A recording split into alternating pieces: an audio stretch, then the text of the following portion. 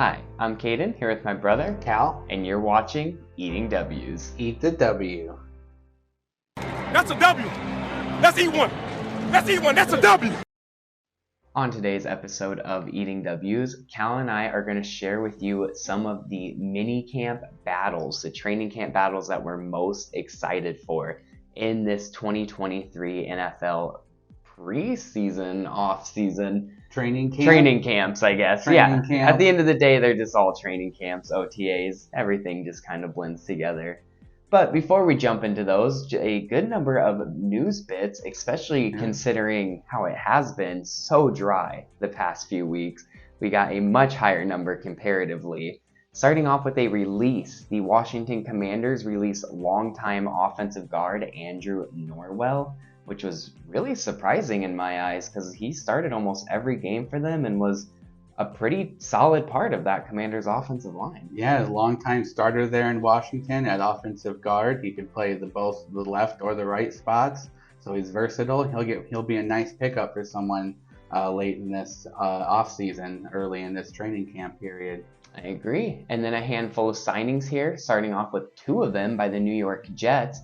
Two offensive weapons, signing wide receiver Cole Beasley as well as running back James Robinson, which Cole Beasley, I don't know if he makes the team, but he's going to be a really great veteran presence for a pretty young Giants wide receiver room right now. So I think that's a great pickup there.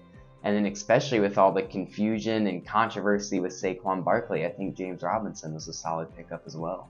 James Robinson, we've been high on him before, and he could really make a big splash here in the preseason, and not only maybe make the Giants roster, but maybe get picked up somewhere else where there's a running back spot that opens up. Although there's a ton of running backs on the market right now that if there's an injury or something like that happens to a starting running back somewhere, you get your pick of the litter of veterans and Pro Bowlers that are on the market right now. Crazy running back market right now.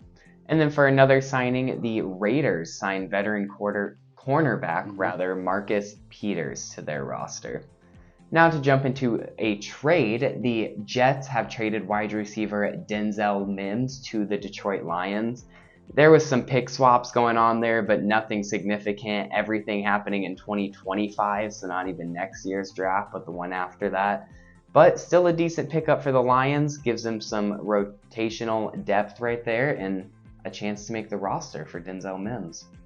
Now onto a little bit of a sad story. The Bills running back Nyheim Hines actually suffered a very bad leg injury. He was hit by a jet ski while sitting stationary on a jet ski of his own and had non-life-threatening but major injuries that are causing a leg surgery and will cause him to miss the entirety of the 2023 NFL season. Which is just a bummer because I've always really liked Nyheim Hines. Yeah, it's a very unfortunate situation for Nyheim Hines. Hopefully he'll be able to bounce back next year, and this means it'll be an even bigger role for James Cook in that Buffalo Bills offense now. Certainly. And then it's pretty sad that we can truly make this a weekly thing. But I guess for this week's edition of our Dumb Criminal of the Week, we are shining a spotlight right on the Minnesota Vikings and their brand new first round pick, Jordan Addison, who was pulled over and given a speeding ticket and reckless driving ticket for driving 140 miles an hour in a 55 zone.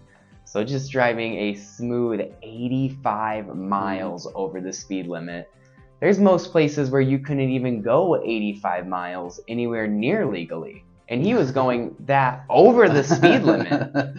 Just insanity. Yeah, I'm not sure where he was up in Minnesota where he was going 85 or 85 over the speed limit at 140, but just crazy. At least he wasn't inebriated in any way. Nope. No DUI or OWI, nothing like that. He was in a brand new Lamborghini. So as a 21-year-old in a brand new Lamborghini, I can only imagine what his thoughts were. I think he was just maybe having fun. It was in the middle of the night, so yeah. Luckily, just a dangerous act, but nothing bad comes out of it. Luckily for the Minnesota Vikings, he gets hit with some huge fines by the state and probably by the NFL, but no suspensions. He's going to be at the rookie training camps, which started today, I believe, actually. So that's pretty cool. But just another dumb criminal in the NFL, which is pretty sad to say. But now, transitioning from news to thoughts. I'm going to let Callan start here with his biggest matchup for the Green Bay Packers during their training camp. Yeah, so my big training camp battles that I'm looking at for the Green Bay Packers this year are the starting safety spots, and that's with Darnell Savage, Jonathan Owens, Rudy Ford, Anthony Johnson, Ennis Gaines. These are all kind of unknown names, but two of those guys are going to be starters for the starters at safety for the Green Bay Packers. And I like Darnell Savage and Jonathan Owens. Both are sure tacklers who do a very good job at tackling down in the box. Jonathan Owens started 16 games for the Texans last year. So, I mean, he has starting experience, so even though he was an undrafted free agent. I do like the Iowa State pickup who was a starter at corner, Anthony Johnson Jr., who transitioned to safety for just his senior year, who might have been a higher draft pick if he had stayed at corner. So he is one of those guys who can kind of tween in between. So I really like our depth at safety at the very least. We have a lot of players available to play, so that's good at the very least, but they're all very young. Yeah, it'll be interesting to see. And training camp, especially for the young guys, is where it's at. It's your first chance to really show up. Mm-hmm. Yeah, I'll be interested to see how he plays at safety comparatively to corner, because the Packers aren't doing too bad at corner, but they are very needing in safety. So Definitely. It was a good transition for him. Yeah, it's a nice pickup, I believe. He was a solid player in college. And then for my second training camp battle, I'm looking at the backup quarterback spot, which is a battle between Danny Etling, Alex Magoo, the recent pickup from the USFL MVP, and oh man, I'm blanking on our other backup quarterback's name, Sean Clifford, the draft pick out of Penn State. How could you possibly blank on that? I was blanking on Sean Clifford. How could you blank on that star-studded cast of quarterbacks? I know. Oh, man. It's quite a quarterback room. And Alex Magoo, the recent signing, becomes the veteran of the room at 27 years old and 5 years in the league, including 2 years in the USFL. So, and he was a USFL MVP with over 2,000 passing yards and 21 TDs. So those are pretty good numbers for, I believe, what was an 8-game season in the USFL. Don't quote me on that. I didn't watch much of it. So I like the battle that will be between Sean Clifford and Alex Magoo. I think that Alex Magoo actually surprises people and will play well this preseason because he's the most recent has the most recent experience playing football coming from the USFL. So I believe that he will really benefit from that. And I think that he wins the backup quarterback job for the Green Bay Packers. That's a good point. With Sean Clifford at a number 3. And then Danny Etling, hasn't he been there a little bit? He was there last year on the practice squad, but I've heard that he's kind of on the way out since they signed Magoo. They really like Magoo and the way that he performed, especially this summer. Interesting. I gotta love the Big Ten guy being in there with Sean Clifford out of Penn State, but that is something to Sean keep an eye Clifford on could there. be the next Brock Purdy. They're one hit away from somebody going in there at quarterback for the Green Bay Packers. Who knows? Might be the MVP of the summer. You're gonna see LaFleur over there doing a coin toss as soon as Jordan Love goes down. Oh God, I'm terrified. But hopefully we can just keep Lord Jordan Love straight up. Well, moving from Green Bay to Minnesota, some of my picks that I want to look at for the Minnesota Vikings 2023 training camp is ironically very similar situations, just on opposite sides of the ball. First of all, I'm looking at the wide receiver 2, 3, 4, everything, the supporting cast for Justin Jefferson at wide receiver. It's such a huge drop-off when you look at the roster. You look at, I don't even want to say arguably anymore, it is truly the best wide receiver in the NFL right now. And then you got KJ Osborne, who's only ever been in the slot, really. You got a rookie in Jordan Addison. You got Jalen Reagor in there, who hasn't really proven himself at all, even though he's been in the league since 2020. So it's going to be interesting to see which of those guys step up and kind of fill those shoes that need to be filled as a wide receiver too. It's great to have TJ Hawkinson as well, but you need to have a true wide receiver 2 and at least a decent wide receiver 3 as well. So those are the 3 main casts that are going to be role players. It's time to see where they fall. You know Jefferson, he got the 99 overall in Madden. He did. He joined the 99 overall club. Much deserved. Yeah, so the Vikings, they wished and wished for a receiver like Devontae, and they finally got one.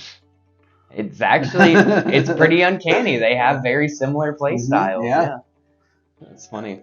And then moving on to, as I mentioned, the opposite side of the ball, the other battle I want to look at for Minnesota is their cornerbacks battle. And it's a very similar situation again because we have a clear-cut number 1 with new pickup Byron Murphy coming from the Arizona Cardinals.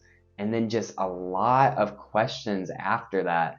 We got Mekhi Blackman in the draft this year relatively early, who I actually really like. He's got a lot of penalty problems, which I'm hoping he can kind of shake those off as he transitions to the NFL. But he's really physical and really sticky in man coverage, which I love to see. And then we, of course, have Andrew Booth Jr. out of Clemson, who we picked up last year. And then I'm totally blanking on the other corner that we have. Who's the other rookie we picked up last year? I can't remember all of a sudden. Oh man! We're talking about all of these star-studded casts. That's why we can't remember any of these names. They're all young players. They are all very young players. It's a young man's league. It's taken over. That's why I hope that for the Packers that maybe this could be a good thing for them. They're going to be one of the youngest teams in the league this year. Caleb E. Evans. Oh, yes. Who's another guy who's more of a slot player, kind of a more physical, get-in-your-face type guy in the slot there, but someone that I really think does have a chance to play well. And then I actually forgot about it, but we picked up Jawan Williams this offseason as well. And that's not even to mention some of the other veteran cornerbacks that are still on the market. So there's a lot of guys, but we need to fill a lot of positions, so it'll be interesting to see how it goes. I like the pickup of Byron Murphy Jr. for you guys. I love that. That really fits in that system very well. He was a starter and a star for Arizona last year. He's really going to be missed in Arizona, where they have a very bare cornerback room, but even more bare than the Vikings cornerback room. So I think that even though it's a young secondary, they definitely could play well. Like I just said, it's a young man's game.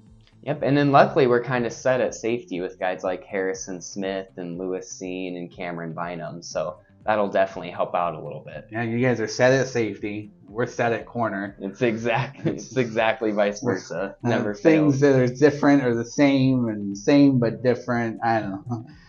And then now Cal and I each are going to talk about some other teams that we think have some interesting battles. Yeah, so I think that one of the big battles that are going to be looked at this training camp and preseason is the starting quarterback for the San Francisco 49ers, who has a battle between Sam Darnold, Brock Purdy, and Trey Lance. Now, they say Trey Lance is completely healed from his injury.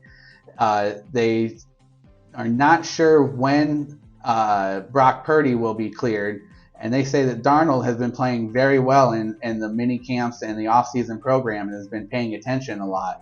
And he played well at the end of the year last year. In fact, he was I believe over the last 8 games that he played, he was second in the league in touchdowns. Interesting. Yeah, so Sam Darnold finally starting to maybe turn it around in that San Francisco offense. I believe that he could be the starter early on, and especially if he is able to go out there and perform and continue, and they don't start to fail in any way, then I could see with Sam Darnold being the comeback player of the year this year. I like it. Well, I also, ironically, have the 49ers quarterback battle as one of my favorite things to watch this training camp. We made the list separate, but we both picked it because it is just going to be exciting to watch, definitely. And I completely agree. I think Darnold is your week 1 starter there in San Francisco. If things starts going bad and he starts getting rattled, he's shown in the past that he lets those things build up and really roll him over. So I think we do see Lance at some point next season, even if it's just for a game or two due to injury or XYZ. But I think your week 1 starter is definitely Sam Darnold, and he's doesn't have to do much to be good.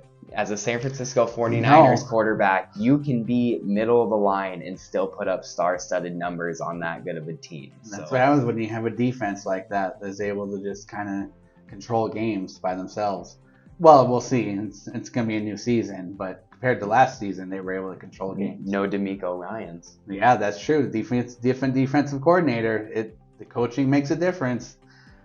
So, and then moving on to my other training camp battle that I'm looking at the Miami Dolphins running back situation, which is going to be their starting running back, whether it's Jeff Wilson Jr., Devon Achane, the rookie third-round pick out of Texas A&M, or the preferred starter Raheem Mostert, who had a big year last year after missing all of 2022 or 2021. He had a big year in 22 with the Dolphins, and I believe that he will come out and be the starter. Jeff Wilson Jr. is kind of the thunder to Raheem Mostert's lightning. I like that Mike McDaniel brought them both with him from San Francisco to Miami, and they've kind of formed a great running back duo there, and now they have a speed burner in Achane who could really change the tempo at any time during a game. Achane was also, aside from Jahmyr Gibbs, of course, one of the best receiving running backs in the 2023 draft. So that adds a whole nother dimension to that Miami Dolphins running back room. Should be a fun one to watch. Yeah. And then finally, for my last one, you can call me crazy, because I probably am, but hear me out. I have the Houston Texans quarterback battle with Davis Mills and CJ Stroud. Now, I know it sounds dumb. They just used the second overall pick on CJ Stroud. Of course he's going to start. But I don't know. I do agree it's very likely that he ends up starting week 1. But I think Davis Mills is going to give him a little bit of a run for his money. They have both a new head coach and a new offensive coordinator in DeMeco Ryans and then Bobby Slowick, respectively. Sorry, not respectfully. But then both of these guys are out of San Francisco. DeMeco Ryans brought Bobby Slowick over with him. So these guys both know that just because you're the most star-studded name doesn't mean you're the best player for the situation or for the team. So I think that they're definitely going to give Davis Mills a chance. People were kind of questioning how NFL ready CJ Stroud was, and Davis Mills has a couple of years of experience on him. I think that Davis Mills gives him a run for his money. I really do. I could see where he could start out, being the week 1 starter too, and then kind of seeing how the season is going, depending on. It'll be interesting to see really whether, depending on success or failure, and when or if they ever switch to CJ Stroud, depending on how the season goes for him. I think the Houston Texans are going to be one of the surprise teams this year. And we've noted that before in other episodes that the Houston Texans have built themselves quite a roster down there in Houston. Yeah, I'm really excited to see, and more than anything, I am excited for football to finally be back. We're actually going to be some live football being played in one way or the other in the NFL. Preseason, August 3rd. Oh man, baby, it is right around the corner. Cannot wait for the Hall of Fame game. Make sure to stay tuned in here to Eating W's. We'll have another episode next week. Again, not sure exactly what we're going to talk about in the slow season, but we'll definitely find something entertaining for you to watch. So make sure to stay tuned. But until then, don't forget to eat the W.